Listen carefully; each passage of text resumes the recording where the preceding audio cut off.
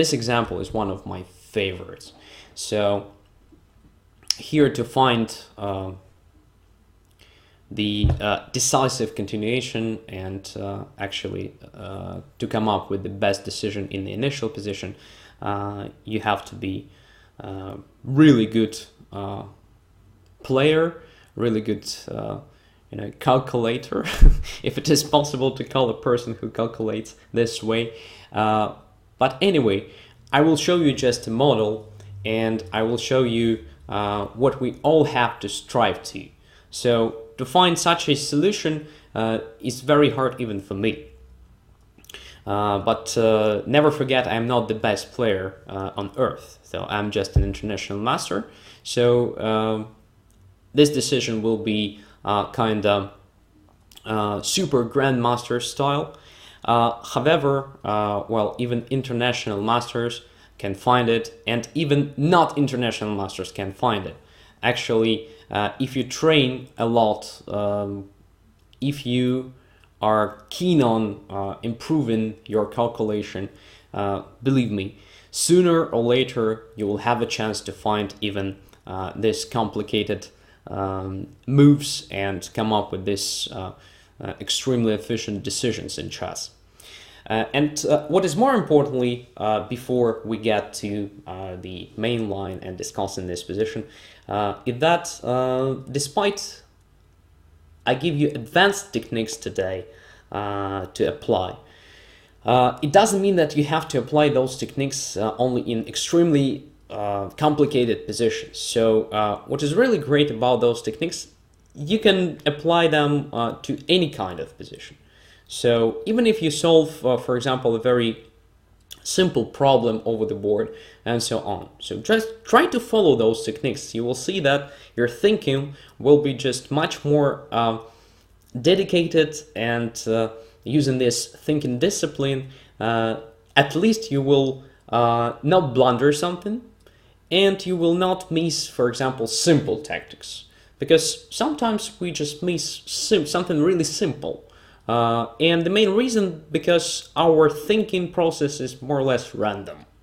So my main goal in this series dedicated to proper calculation and so on, just to give you a chance to come up with a discipline, with the thinking discipline, and to make your thinking process less random, but much more efficient and focused. Okay, so another position, and we can see that it is really not simple to estimate, since we have material balanced, both sides have weaknesses, both sides have, well, more or less active pieces. So knight on c5 is quite good, for example, attacking e6. Knight on c6 is also a good piece, attacking d4, so it is a vulnerable pawn, and so on. So actually it is very easy, for example, in a real game, just to miss this whole combination, but the player who played with black here managed to find it, and that's really great, actually.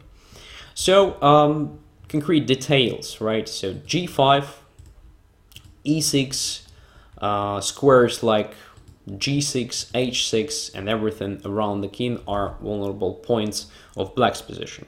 As for white's position, so the pawn on d4 is vulnerable, and again the king is also exposed, so different squares are quite interesting to occupy with black's pieces.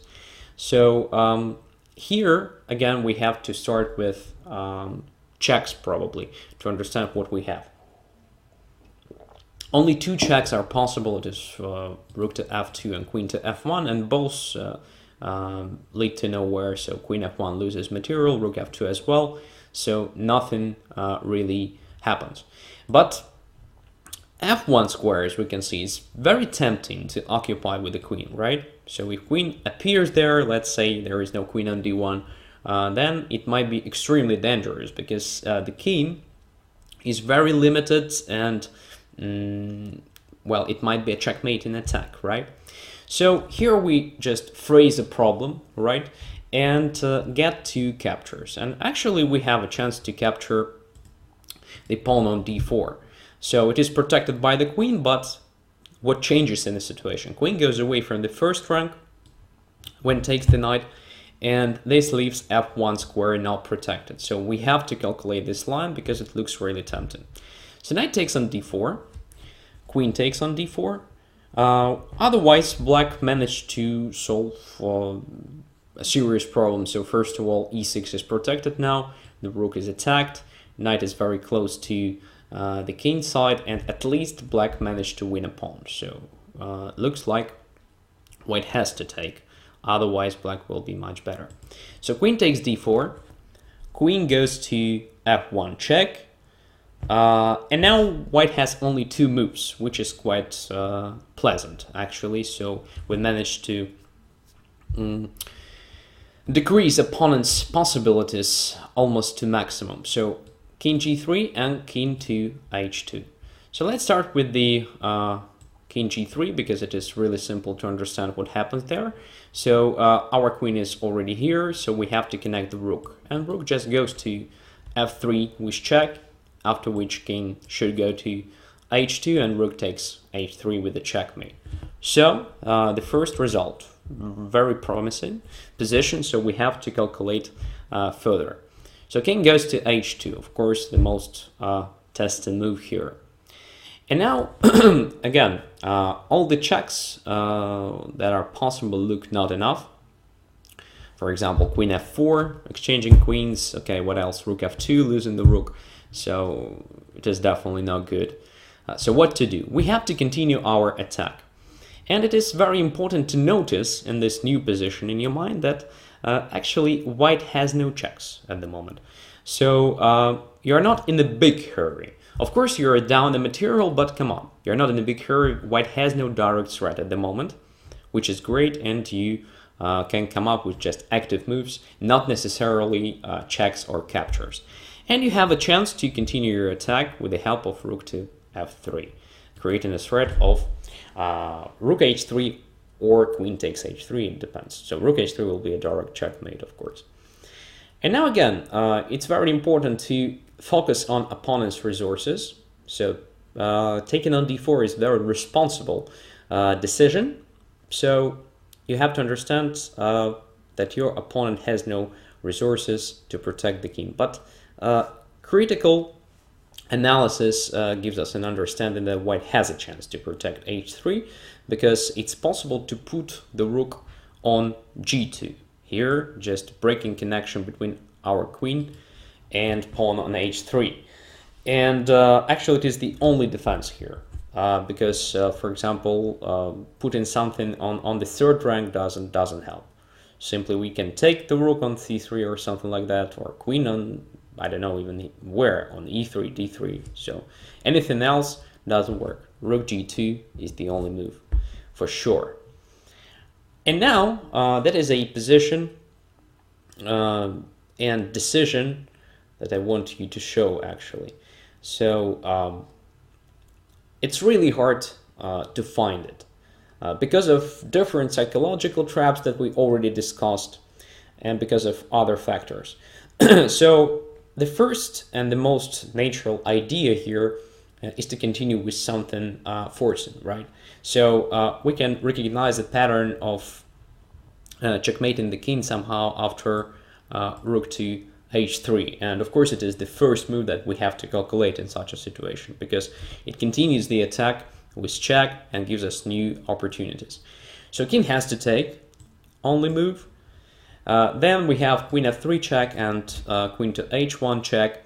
Well, after queen f3, king simply goes to h2 and we don't have checks anymore and we're down the material seriously. So queen to h1 check deserves attention. And here, in case of rook h2, well, everything works very good because queen goes to f3 with a checkmate. But our problem is that instead of rook h2, king goes to g3. And for example, this typical checkmating patterns just doesn't happen here because we need something on f3 to prevent king f3. But here after queen h4, as you can see, king goes simply to f3. And well, it's easy to understand that probably we have one or two more checks, but then everything finishes and white simply wins with the extra material. So rook h3 doesn't work. What else? So actually we don't have any other forcing continuation at first glance, and it might be a problem because we can fall into this psychological trap, so to break the calculation too early. But actually another technique that we already discussed, phrasing the problem, can help. But in addition to that, of course, you have to be well prepared in the sense of recognizing different checkmating patterns. So our problem after, let's say, rook takes h3, king takes h3, is that we can't checkmate the king because our queen has no access to correct square here. So it gets to h4, of course, after queen h1 check, but in that case king is already here on g3. So it would be really nice to put our queen on h4 just at the moment, I mean right now, and that will be a checkmate, right? So it is the first possibility to find the best move here. So just to imagine this checkmating pattern, to come up with some fantasy stuff, and to find this move queen to e1. Another possibility is just to calm down in this situation and to ask yourself a question: how can I continue my attack? So actually my main and basic idea of attacking h3 failed due to rook g2. It is my only target, right, h3. So my basic pattern with the queen on f1 and rook on f3 doesn't work anymore. So I have to regroup my pieces. Like in the previous example, when we understood that the direct attack to g2 and g1 squares failed, we came up with the regrouping. So we wanted to maneuver our queen to a better square. And actually here, again, you have to understand that, okay, even having this tough situation, being material down, anything might happen. Position is not so easy to estimate. So you have direct threats to the king, queen, and the knight are far away, so they have no chance to get back to the defense quickly at first glance. So and it might be dangerous, so never break a calculation too early. So ask yourself correct questions, phrase the problems, and you will have a chance to find this outstanding move like queen e1 in our concrete example. So queen goes to e1, and surprisingly enough, white has no defense. So first of all, what is this threat? So black has several threats. The direct threat is to capture on h3, after which when king takes, queen goes exactly to h4 with the checkmate that we already discussed. Another threat is to continue simply with the queen h4 if something happens, and to continue the attack against h3. So it is also an interesting idea. And in some cases, maybe we can continue with this move, rook to f1, with the idea of rook to h1. At the same time, we just control this important square g3, having queen g3 at some point. Very nasty check, it could be. So what to do? The main threat is, of course, to take on h3. And as we discussed earlier, white has no checks, so white has no chances to counterattack. So how to prevent this? Rook h3 followed by queen h4. Actually, the only possibility to do that is to go away with the rook somewhere. Only this can create this free square on g2, and queen h4 won't be a checkmate. But what to do? Because if rook goes, for example, somewhere over the second rank, let's say to c2, black wins after simple queen g3 check, king h1, and rook to f1. So next move will be a checkmate. Game is over. So rook can't go away from g3 square. which means the only move will be rook to g1. And now we can see that rook takes h3 followed by queen h4 doesn't work. g2 square is free to occupy, but we can continue with queen to h4 move. Another move that was intended when we played queen to e1, simply attacking h3. And again, white has no suitable defense. For example, if king g2, then simply queen to h3 with the checkmate. That's it. Game is over. What else? Rook g3, okay, we take that rook. King to h1, again, takes on h3. Well, let's say rook goes away somewhere from the g1 now, since rook g2 doesn't work, because rook takes now, and rook to h1 checkmate. Another good checkmating pattern to remember. So what to do? Somewhere from the g file, then we already know what will happen. So let's say rook to d1, right? Or we don't know. Just a sec.